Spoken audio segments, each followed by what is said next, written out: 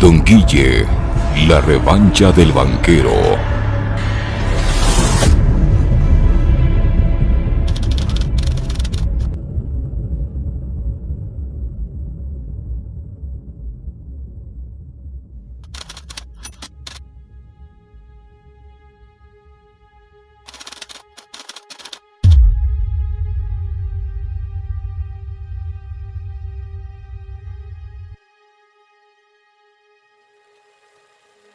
A sus 22 años, Guillermo se convirtió en el banquero promesa. Se bautizó como gerente de la financiera Procrédito. Ocupó la vicepresidencia ejecutiva de Finansur y con tan solo 29 años de edad, comandó la fusión entre Finansur y el Banco de Guayaquil. Guillermo prometía una carrera meteórica para el capital financiero en Ecuador. En 1989 ya ocupaba la vicepresidencia del Banco de Guayaquil. Pero es hasta 1994 que se consagraría como el principal timonel del banco de sus amores. Pero no desesperen, lo mejor está por venir. El banquero, capítulo 1. Los años 90 azotaban América Latina, en un contexto agitado por la injerencia del neoliberalismo y las intentonas de privatizar los servicios públicos. Una joven promesa daba pasos agigantados en la banca. Incluso llegó a integrar la Junta Monetaria en 1994. Sí, Guillermo Lasso Mendoza además se convirtió en representante de la banca privada, como presidente de la Asociación de Bancos Privados, cargo que ocupó entre 1993 y 1997. La participación de él fue de vocal de la Junta Monetaria y Bancaria de aquel entonces, como representante de la banca. ¿Qué se definió ahí? En la Ley de Régimen Monetario y Banco del Estado se definió la privatización del Banco Central, lo que ahora nos quieren volver a llevar. En esa condición, el Banco Central dejó de regular y dejó las principales actividades que venía llevando desde 1927. Luego, en la Ley General de Instituciones Financieras del 94, ya se elaboran las estrategias del salvataje bancario que llevó a que en el 95 el Banco Continental sea el primer banco rescatado. Desde la Junta, tuvo un rol protagónico con el entonces vicepresidente de la República, Alberto Dajic, para la aprobación de la Ley General de Instituciones Financieras, que permitió la liberalización de los capitales y despojó al Estado del control de la banca. ¿Pero a qué llevó esa Ley General de Instituciones Financieras? A que tengan la potestad de prestar, por ejemplo. Al público se le prestaba en dólares. Y era obligatorio prácticamente, porque iba la gente a querer un auto y el endeudamiento era en dólares, mientras los créditos vinculados, los de ellos, eran en sucres. Entonces, ¿esto qué generó con el feriado bancario? Una licuefacción de los créditos, ¿no es cierto?, de los depósitos para las personas, porque al público era el depósito en sucres y los créditos en dólares. A los créditos vinculados o a los dueños de los bancos o de los grupos económicos, los créditos eran en sucres y los depósitos en dólares. Entonces, ¿qué pasó con el proceso llevado a cabo? Obviamente hubo un beneficio, ¿no es cierto?, para los dueños de los bancos. Para 1998, Lasso es nombrado gobernador de la provincia del Guayas por el entonces presidente Yamil Maguad. Un año después, se coronó como superministro de Economía.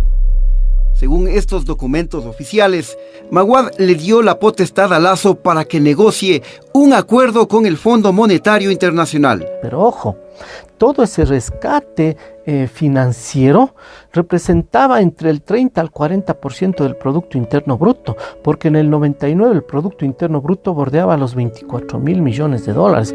Normalmente los voceros del neoliberalismo acusan a la gente progresista, socialdemócrata, socialista de ser incautadores, de ser gente que se apropia de los bienes privados. La mayor incautación que ha habido en el Ecuador fue de los neoliberales, fue en el gobierno de Maguad, que incautaron, o sea, se apropiaron de ahorros de la gente y a cambio de esos ahorros les dieron papeles. El 8 de marzo de 1999 se decretó el feriado bancario y se congelaron por un año las cuentas de los clientes de más de 2 millones de sucres.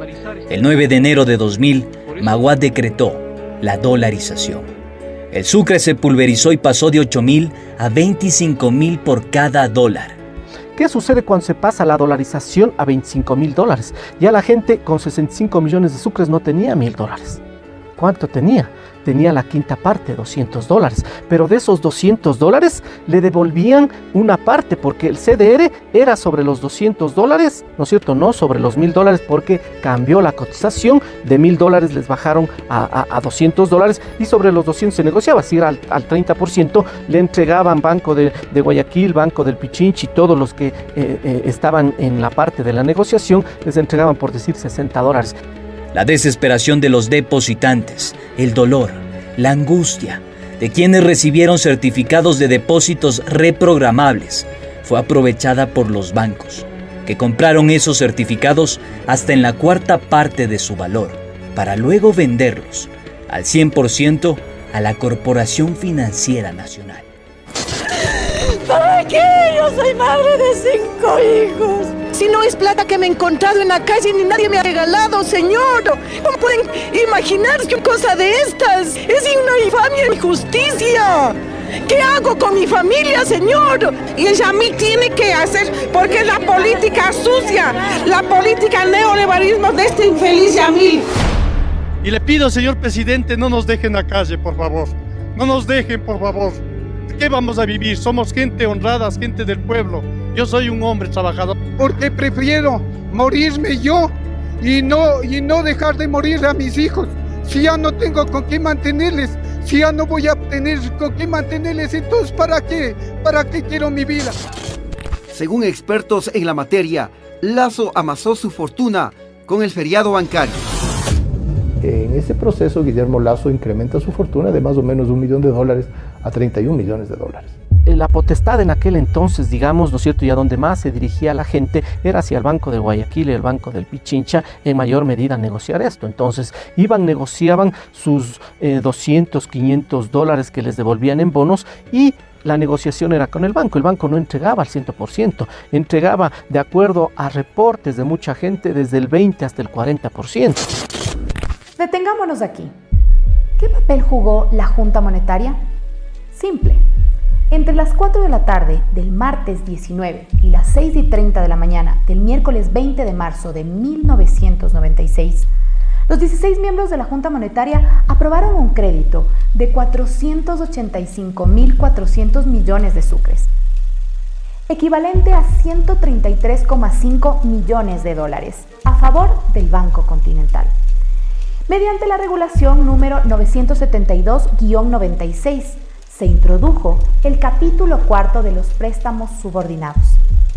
Así se calentaba el horno para el salvataje bancario. El poder de la banca. Capítulo 2. El poder del capital financiero en Ecuador salta a la escena pública en 1983. El expresidente Osvaldo Hurtado adoptó una decisión inédita. Mediante decreto ejecutivo 2085, el Banco Central del Ecuador asumió la deuda externa privada. El Estado sufrió un perjuicio de 4.462 millones. Así lo confirmó el informe de la Comisión para la Auditoría Integral del Crédito Público en 2008. Esta jugada benefició al Banco de Guayaquil, Mavesa, Banco del Pacífico, Industrias Arte Práctico, Banco Continental, Banco del Progreso, Banco Amazonas, COFIEC y Banco del Pichincha, entre otros grupos económicos. Así lo ratificó la propia comisión. El caso fue conocido como la sucretización. ¿Y qué fue la sucretización? Vamos a ponerlo de esta manera, fue incautar por parte del Estado las deudas privadas. Porque lo que hizo fue tomar la deuda privada, convertirla en pública. Por supuesto que lo maquillaron con el hecho de que supuestamente los nacionales tenían que pagar, ¿no verdad?, la deuda al Banco Central. Un actor fundamental que fungió como órgano rector de la sucretización y el salvataje bancario fue el Fondo Monetario Internacional.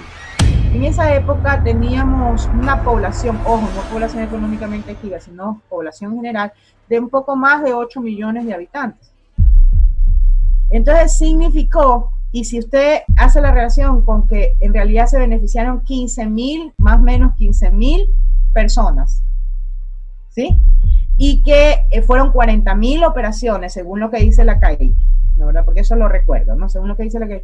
Quiere decir que el 98.88% de la población ecuatoriana se hizo cargo de la deuda del 0.18% de la población. Usted se da cuenta, esa es la dimensión de la securitización, ¿sí? Esa es la dimensión.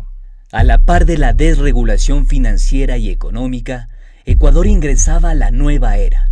Todos los medios de comunicación planteaban que la solución a los escándalos de corrupción era por la vía de la privatización. La corrupción lleva al correo a privatizarse, el correo a la empresa privada. Correos pasarán a manos privadas en diciembre. 4 empresas han presentado hasta el momento propuestas para hacerse cargo de los servicios de acceso internacional y giros nacionales de la empresa nacional de correos. Es así como la Ley General de Instituciones del Sistema Financiero fue la punta de lanza para la quiebra de los depositantes. Bueno. Ustedes me dirán que lo de la banca pasó hace mucho tiempo, que es casi improbable que su poder se haya extendido. Lo cierto es que la banca ecuatoriana tiene una rentabilidad que cuadruplica a la banca europea y estadounidense.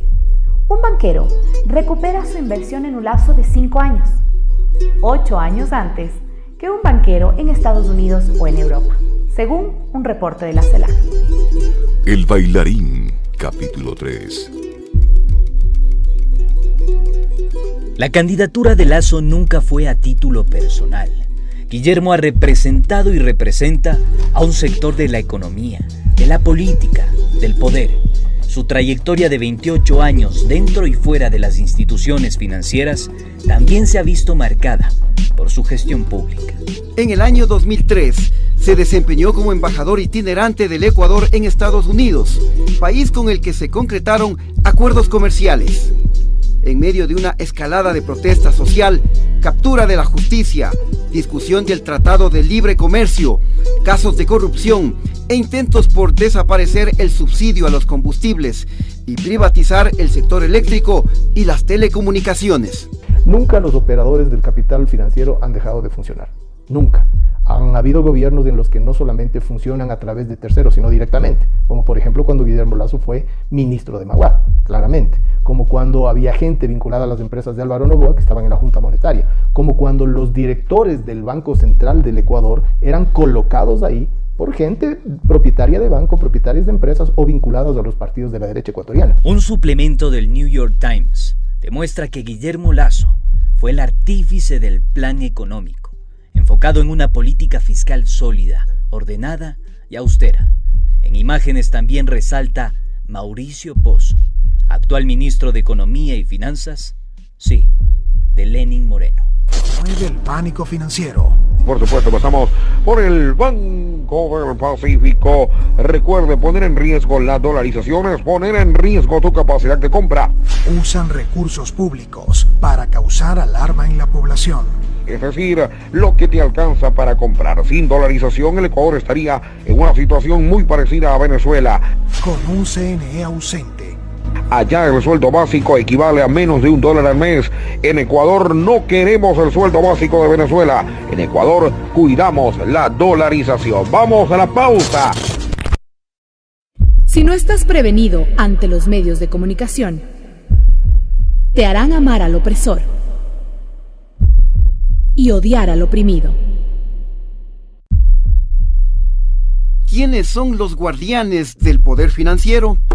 ¿Cómo operan en el imaginario social? ¿Sus operadores políticos son imparciales? Usted corre por tercera vez para presidente. En las elecciones anteriores llegó a la final y el triunfo le fue esquivo por una mínima diferencia que estuvo en discusión frente al Estado candidato, y ante él su candidatura aglutinó el rechazo al correísmo. Ahora se supone que no estará Correa, quien está prófugo en Bruselas. La lucha del pueblo ecuatoriano después de 4 años viene a ser contra el mismo modelo político estatal, totalitario y corrupto. En este momento ya no tenemos una corrupción a la que estábamos acostumbrados hace algunos años, en donde la gente que tenía poder era la que ejercía o abusaba de sus capacidades, de su acceso, de sus posibilidades de manejar el dinero público.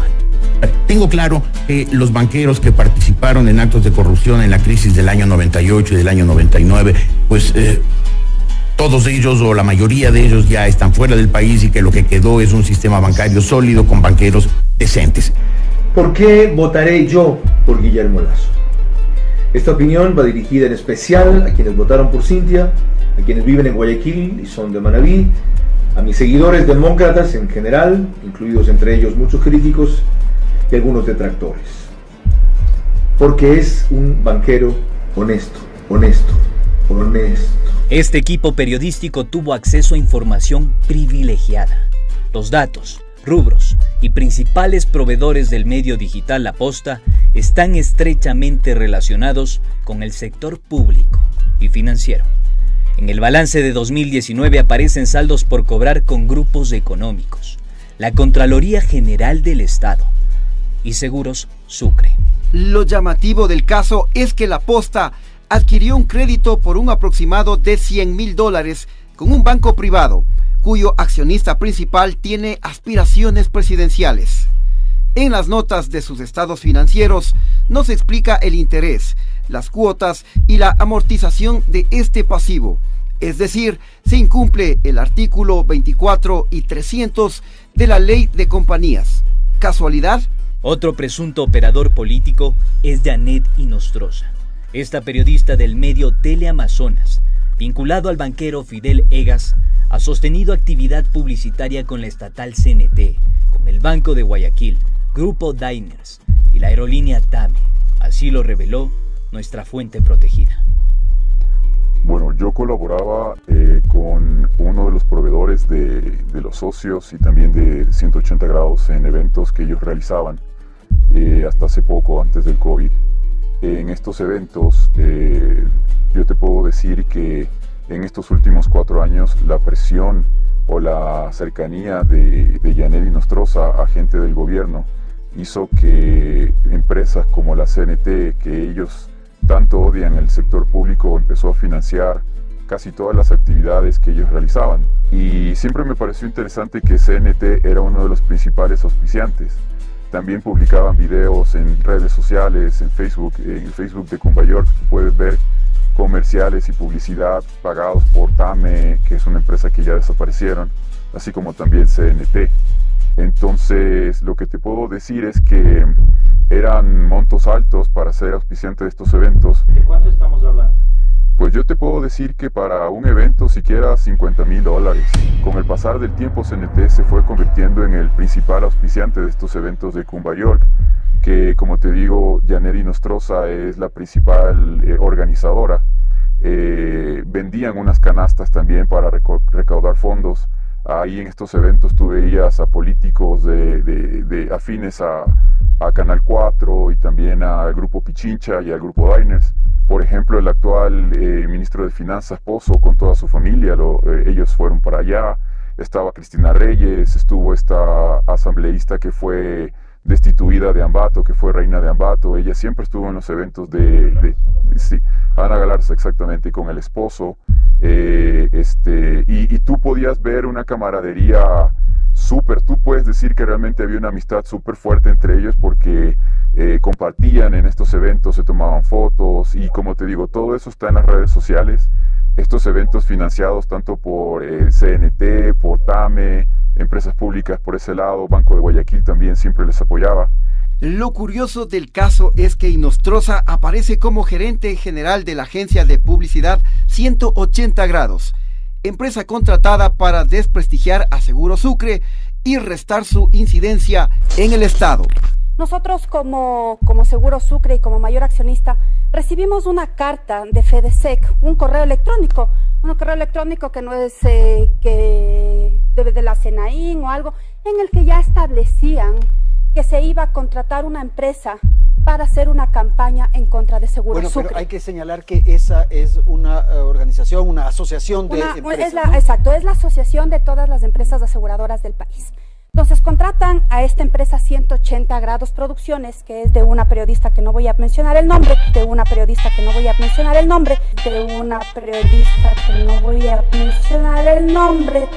pero lo que nos llama la atención es justamente, se ve claro y que coincide con esto, que se hace una propuesta en la que se va a pagar por construcción estratégica, por lobbying para tener algunas conversaciones. Recordemos que en el Ecuador no está permitido el lobbying, por $8.000, una gira de medios. Hay ciertos voceros que justamente están paseándose por algunos medios de comunicación haciendo campaña negativa en Seguro Sucre. Habría que ver realmente cuáles son esos voceros, que sería interesante. Y lo más grave que nosotros hemos encontrado en esta propuesta es que hay un fee o un pago adicional de éxito por $15.000 si es que se logra quitar los seguros públicos a Seguro Sucre. Aunque parezca de Ripley, su esposo, Juan Fernando Ceballos, es vicepresidente de negocios de la aseguradora del Sur. Y lo que a mí me sorprendía era que tú ves en la televisión a estos personajes hablar de cosas en contra del anterior gobierno o de empresas públicas que deben desaparecer, pero es interesante y chistoso que en sus eventos ellos tenían todo el apoyo de esas mismas empresas públicas que ellos persiguieron, ¿no? El auspicio del Banco de Guayaquil también aparece en sus eventos privados. Junto a CNT han financiado el sitio digital Cumba York, una fanpage que promueve la actividad social y política de los habitantes de Cumbayá.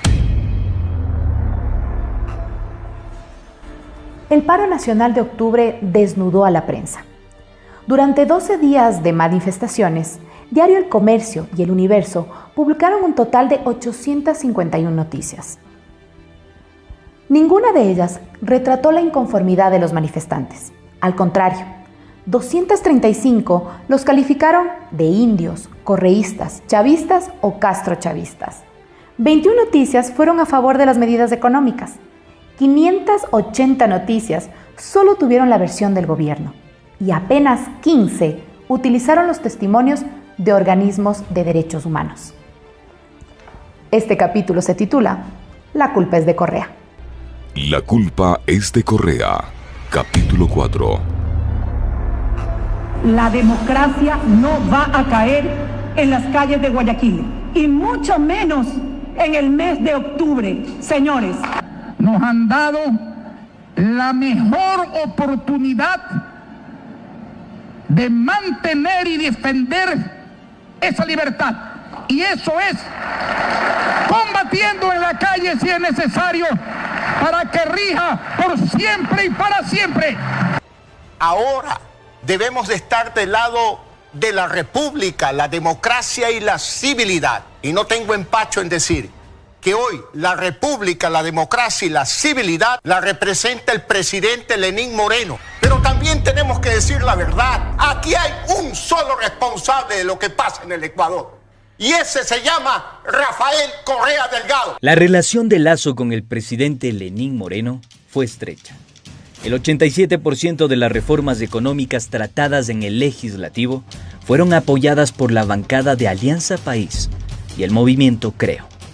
¿Qué culpa tenemos que Moreno, ante la incapacidad, pues acoja la sabiduría de Lasso? Si Lasso sabe manejar la economía. Una vez culminado el gobierno de Correa, viene la traición de Moreno, ¿y qué es lo primero que hace? Se junta con esas élites que fueron excluidas del manejo directo de la política económica y empiezan a recuperar, digámoslo así, hambrientos de poder y hambrientos de dinero, lo que no pudieron hacerlo en 10 años anteriores. Por eso es que hemos visto que incluso durante la pandemia se ha depredado la economía de una manera tan brutal, como se hizo prepagos a bancos, se compró la deuda que tenían los bonistas privados de deuda pública a un precio gigantesco. Cuando el mercado decía 34 centavos, compraron a más de 90. Entonces, eso hace ver que no solo Lasso y su partido, Creo, ha apoyado todo el tiempo al gobierno de Lenín Moreno. Aunque Creo ha negado el apoyo a la exministra de Gobierno, María Paula Romo, Luis Pachala, asambleísta por este movimiento y actual candidato a la reelección, votó a favor del archivo del juicio político en contra de Romo, exactamente el 12 de diciembre de 2019. Nosotros votamos siempre con sustento y con fundamento. Y cuando justamente los interpelantes en aquella ocasión abandonaron el juicio. Entonces, nosotros no actuamos porque ya ella es, o aquel persona, pues, se merece el odio, entonces actúa porque tienes que actuar, entonces con venganza y odio. Actuamos siempre con sustento, con fundamento. Ese juicio fue abandonado. No hubo suficientes pruebas que demostrara. De 17 personas que debían ir a las pruebas de cargo, ¿sí? Pues 4 no fueron. Lasso también apoyó el sí en las 7 preguntas de la consulta popular promovida por Moreno. Respaldó al Consejo de Participación Ciudadana y Control Social Transitorio, presidido por Julio César Trujillo, que permitió al Ejecutivo controlar la Fiscalía, Procuraduría, Corte Nacional de Justicia, Corte Constitucional, Consejo Nacional Electoral y las superintendencias. Así responde Guillermo Lasso al llamado que hace el presidente de la República a los líderes políticos para que se sumen y presenten propuestas de preguntas para la consulta. Reelección indefinida, el tema de cesar en sus funciones a las autoridades de control, eliminar el Consejo de Participación Ciudadana, derogar la ley de comunicación. Durante este gobierno se denunciaron abusos de la banca, como el cobro indebido de seguros de la empresa GEA, del entonces secretario de Moreno, Eduardo Jurado. Las cifras de la Superintendencia de Bancos revelan un cobro indebido de $6.3 millones del Banco de Guayaquil. María Auxiliadora Andrade denunció que el Banco de Guayaquil le realizó un débito ilegal y pese a que el defensor del cliente le dio la razón, la entidad bancaria se quedó con su dinero. Pero pasó algo muy extraño y es que una vez que el Banco de Guayaquil me devuelve este valor por orden del defensor del cliente, ese mismo día el Banco de Guayaquil me vuelve a debitar. Entonces yo decía, tengo que comunicarme con el defensor del cliente cuántas veces para que me vuelvan a devolver este valor. Entonces, en efecto, tuve que volverme a comunicar con el defensor del cliente y él me dijo, señora, lamentablemente tiene que volver a poner el reclamo. Entonces, obviamente esto no me pareció que sea un proceso adecuado, pues yo creo que una vez que el defensor del cliente levanta una alerta y dice se está realizando este débito que es indebido, automáticamente la institución debe ejecutar un procedimiento o un proceso que impida que estos débitos se repliquen ante otros clientes, porque evidentemente yo no voy a ser la única cliente que está pasando por eso. Entonces, bueno, posterior a eso, lo único que hice fue coger y poner mi reclamo ante la Superintendencia de Bancos. Cecilia Bozano, quien lidera el grupo de perjudicados, denuncia que los bancos fueron los principales beneficiados de la pandemia en medio de la indiferencia gubernamental. Pero por favor, basta de tanto atraco de la banca. Yo estoy asustada porque si así nos hacen lo que nos hacen, calcule si un banquero llega a ser presidente de la República. Es muy grave. Yo no estoy en contra del capital es necesario, pero un capital humanizado, pues un capital que no... O sea, ¿usted sabe lo que es ganar más de $200 millones en plena pandemia? Una de las propuestas de campaña de Lasso es eliminar el impuesto a la salida de divisas. Quizá exista un estrecho interés con este objetivo, puesto que el Banco de Guayaquil sacó del país cerca de $200 millones en 2019, por lo que pagó un impuesto de $9.472.866 con 12 centavos, según el Servicio de Rentas Internas. Vamos a eliminar el impuesto a la salida de capitales, la salida de divisas. Vamos a eliminar, clarito, para nosotros dinamizar importaciones y exportaciones. Nosotros somos de inversiones, nosotros no somos socialistas ni comunistas. Después de concluir la entrevista con el candidato a la reelección por Creo, Luis Pachala, intentó amedrentarnos y aseguró que somos emisarios del correísmo. ¿Por qué no hacen una política sana? ¿Por qué a mí me hacen hablar cosas de no hablar?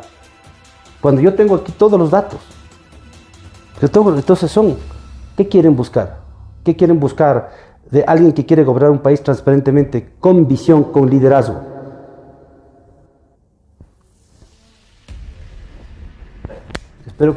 Espero que esta entrevista no sea para dar a los correístas esta entrevista, porque veo que está sesgadísimo esta entrevista.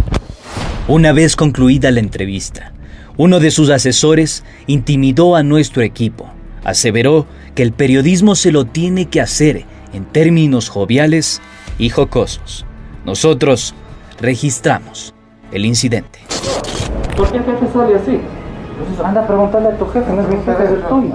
O sea, dile a él por qué está así, no me preguntes a mí. Nosotros hacemos periodismo de investigación, hermano. Preguntamos sobre las offshore de Lazo, preguntamos sobre el vínculo que tiene con el gobierno de Moreno, preguntamos sobre las iniciativas, preguntamos por qué culpa al gobierno de Correa de absolutamente todo. Preguntamos qué pasó con el Banco de Guayaquil, que solo refinanció el 3% de la deuda con sus clientes. Absolutamente de todos estos temas, son tópicos de interés. Y con datos oficiales, o sea, no estamos haciendo juicios de valor. Son datos de la Superintendencia de Bancos. Si gustas te lo paso para que ustedes le den una No, hermano, si no llegas a un tema jovial, eso se vuelve tenso. Y ahí tu entrevista pasa de ser una cosa que sea atractiva, pasa de ser atractivo a ser hostigante. Y eso es poco profesional a mí. Si quieres llevarme la entrevista, entonces la próxima la entrevistas tú a tu jefe y yo voy atrás y llevo la agenda que tú estás llevando, porque no te voy a permitir que vos me digas cómo tengo que hacer mi trabajo.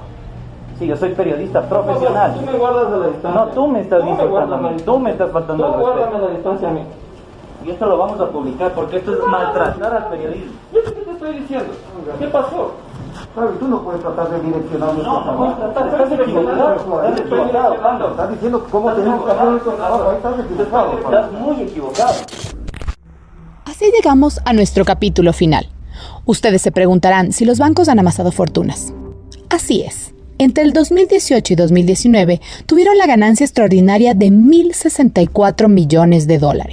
Pero si esa plata existe, ¿dónde está? Investigaciones realizadas por el diario El Telégrafo, Página 12 y Alfredo Vera demuestran que el entramado offshore es tan antiguo como el poder financiero. El tesoro escondido, capítulo 5.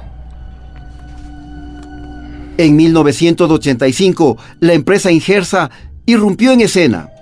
El diario Hoy, Alfredo Pinargote y los diputados Vera y Ordóñez destaparon la corrupción detrás de la construcción de la vía perimetral de Guayaquil y su estrecha relación con varias urbanizaciones, entre ellas Las Orquídeas.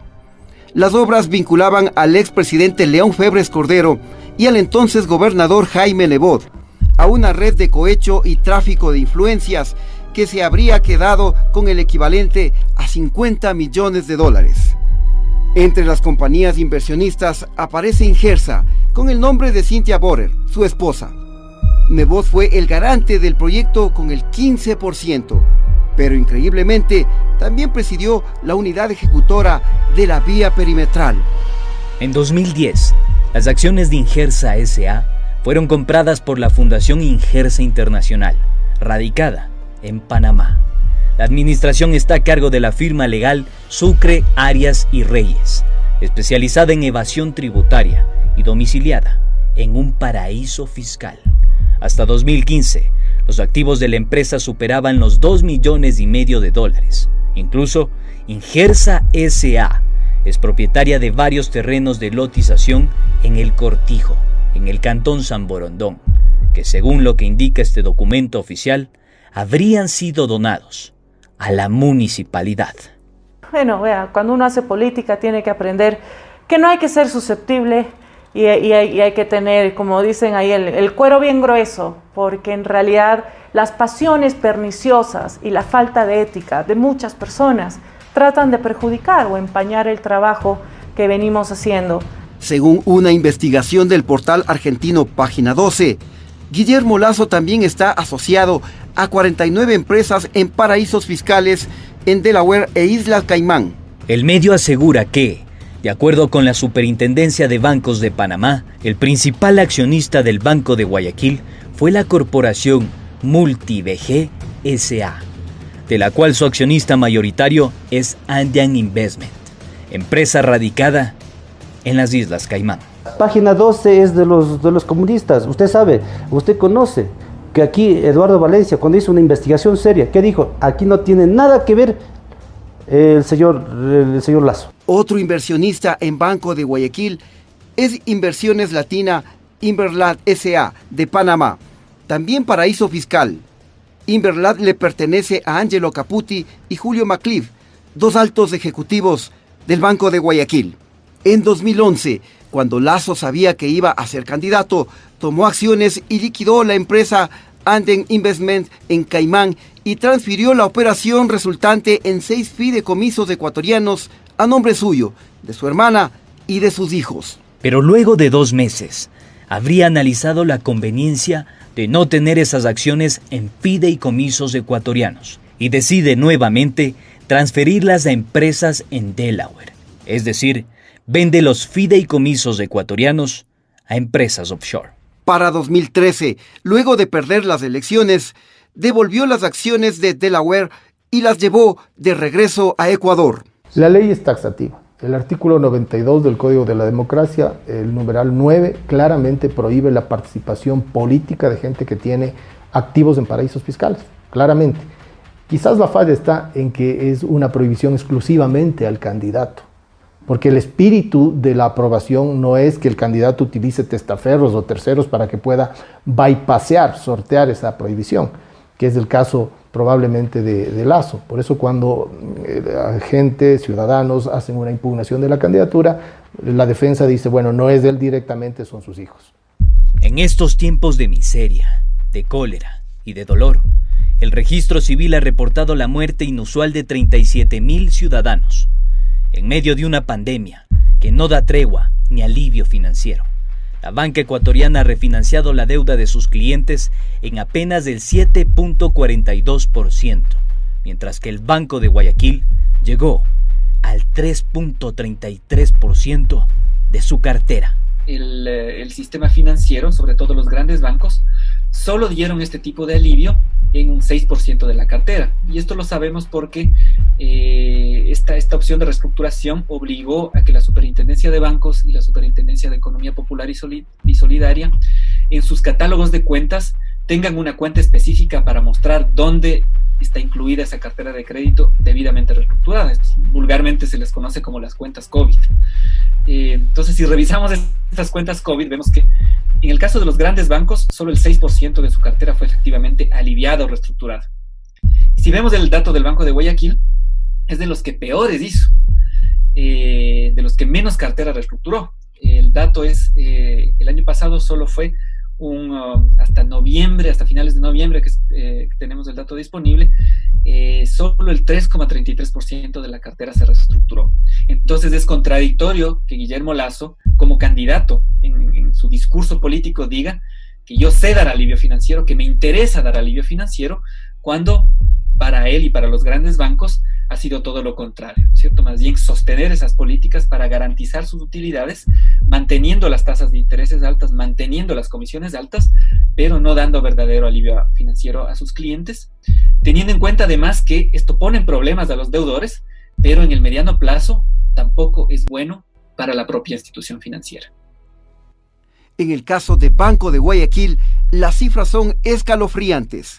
Entre noviembre de 2019 y noviembre de 2020, fue el banco que más incrementó sus ingresos por intereses cobrados y sin refinanciar las deudas de sus clientes. Más allá de eso, el tema es que lo que ha hecho la élite ecuatoriana, bancaria, financiera, las grandes fortunas, es sacar el dinero del Ecuador y colocarlo en paraísos fiscales. Sacar grandes fortunas. Datos oficiales hablan de 30,000 millones de dólares oficiales. Esto no es un cuento, datos del SRI. Y cuando uno calcula entre el monto pagado por el impuesto a la salida de capitales, uno se puede dar cuenta que fácilmente son 30,000 millones, es el 30% del PIB, efectivamente. Entonces, sacan ellos los capitales, debilitan a la dolarización y luego le culpan a un candidato que está queriendo más bien fortalecer la dolarización. Si quienes ya lo han hecho, físicamente ya lo han hecho, son ellos. Los ecuatorianos vivimos entre el dolor de una partida, el estrangulamiento financiero y la esperanza del futuro. Recuerden, este insumo es un tributo desesperado a la verdad. Un país que no conoce su historia está condenado a repetirla.